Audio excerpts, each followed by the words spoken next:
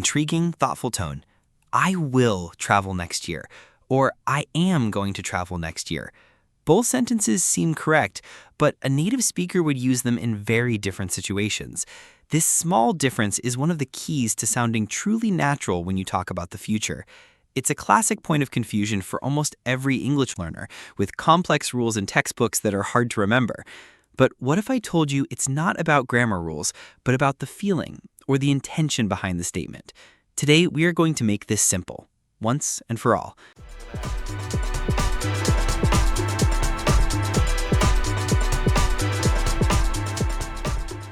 Hello, everyone, and welcome back to the English Zen Podcast. My name is Liam.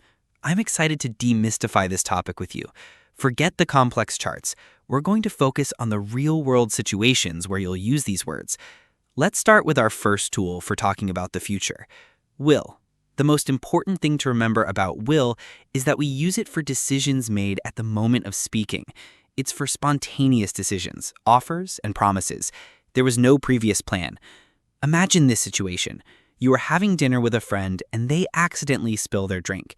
You see the problem, and in that exact moment, you decide to help. You would say, "Don't worry, I'll get a cloth." You didn't wake up this morning with a plan to get a cloth. You decided it right now. Here's another example. The phone is ringing. You stand up and say, "I'll get it."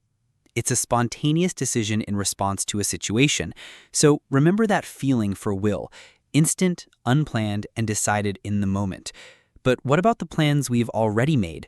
For that, we need our second tool, which we'll cover next. Okay, so we use will for spontaneous, in-the-moment decisions. But what about the things we decided yesterday, last week, or last month? For plans and intentions that already exist, we use our second tool, be going to. The feeling of going to is the complete opposite of will. There's always a previous plan or a prior intention. The decision was made before the moment of speaking. Imagine a friend asks you on Friday what your plans are for the weekend. You made a plan on Wednesday to see your family. You would say, "On Saturday, I'm going to visit my parents." Using "I will visit my parents" here would sound strange to a native speaker, as if you just decided to do it in that exact second. So let's compare. A spontaneous offer. "Don't worry about the dishes, I'll wash them." A pre-existing plan. "My roommate is coming home soon, so I'm going to wash the dishes before he arrives." Introducing a new concept, but going to has a second important job. We also use it to make predictions about the future when we have present evidence. You can see, hear, or feel something now that makes you confident about a future result. For example, you look out the window and you see big, dark, heavy clouds filling the sky. That is your evidence.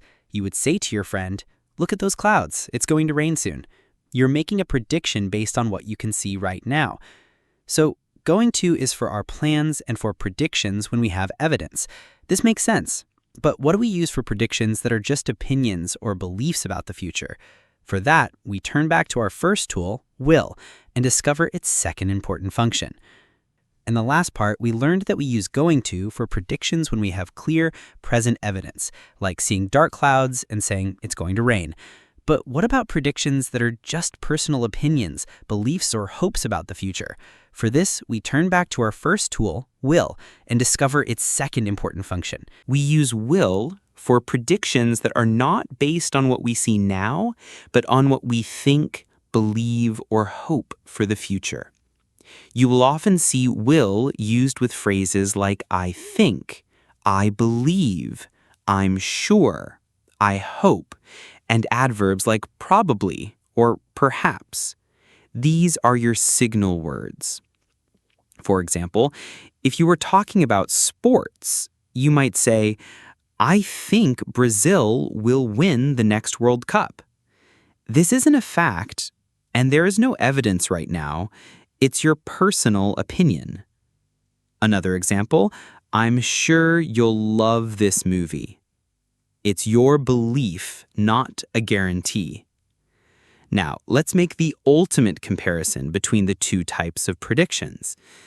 Imagine a friend is driving dangerously fast. If you look at the speedometer and the cars around you, you have present evidence of danger. You would shout, "Slow down, you're going to crash." Now, a different situation. Your friend is a bad driver in general, but right now they are driving safely. You can give them some general advice based on your opinion of their habits. You would say, "You should be more careful. If you keep driving like that, you will have an accident one day." See the difference? The first is about now. The second is a general belief about the future. So now we have a clear picture of the main uses. But what happens when we want to make negative statements or ask questions? In our final part, we will review everything and learn how to use these tools in all their forms. You have learned the main feelings and situations for using will and going to. Now let's quickly look at how to form negatives and questions. The good news is that all the rules we've learned about spontaneous decisions versus prior plans still apply perfectly. For will, the negative form is will not, which we almost always contract to won't. For example, if the phone rings and you're busy, you can make a spontaneous decision not to answer. I won't get it. For questions, you simply invert the order. Will you help me with this box? For going to, the negative is formed by making the verb be negative. So is not going to or isn't going to, and are not going to or aren't going to. For example, you look at a price tag and it's too expensive. You can state your intention, I'm not going to buy it. For questions, you again invert the be verb. Are you going to watch the game tonight? And that's it. Let's summarize the entire lesson into a simple cheat sheet. This is everything you need to remember. Use will for two main situations. First, for spontaneous decisions, offers, and promises made at the moment of speaking. And second, for predictions that are based on your personal opinion or belief, often with words like I think. Use going to for two main situations. First, for prior plans and intentions that you decided before speaking. And second, for predictions that are based on present evidence that you can see or hear right now.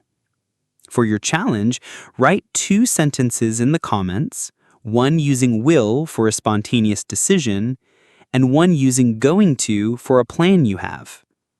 If this lesson made the future tense a little clearer, a simple like is always appreciated. And please subscribe for more simple guides to complex English topics. Thank you for joining me. I am Liam, and I will see you in the next lesson.